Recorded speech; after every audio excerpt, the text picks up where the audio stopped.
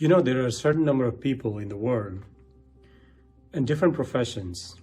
When we meet them for the first time, they give us a very positive impression.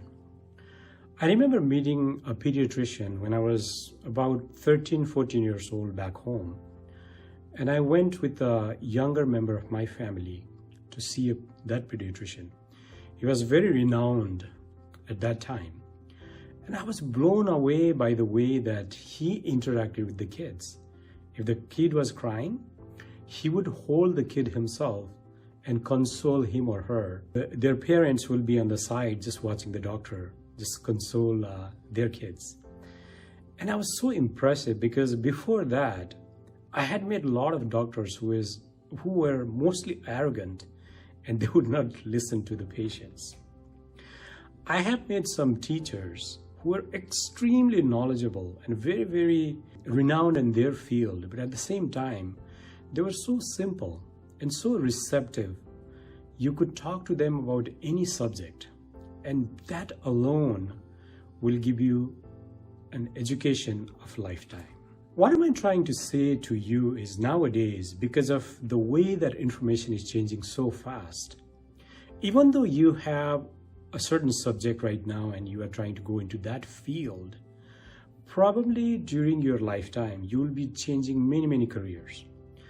I know people nowadays do engineering and then they go into management role or finance or accounting.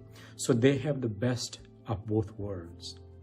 But in general, no matter what your degree is, if you're into management or training or presentation kind of role, your presentation skills, your listening skills, and interaction skills are considered very, very important. If you are in a customer-facing role or customer service role, listening to customers' complaints and resolving that will be an amazing quality that you need for. Of course, every profession is there to solve the problem. But in a client-facing role, whether it be a public service, it be a leadership, anything, you have to be more open, more receptive, and more tolerant about listening to other people's. And remember, when it comes to sales too, we are told that sales pitch has to be 15, 20 seconds before the customer decide. In my view, that is the thing of the past. The person who is a good salesman tries to find out the need for their customers. What is it that they're looking for? What are the features in the product that they're looking for? What have they used and hasn't served them? So this kind of things will give them a very good insight as to what their customers are looking for. And it will be an opportunity for you to do what the other person was not able to do. And remember, a good customer can be mostly a hard customer or a tough customer. But once you win his or her heart, he or she will come back to you many times over.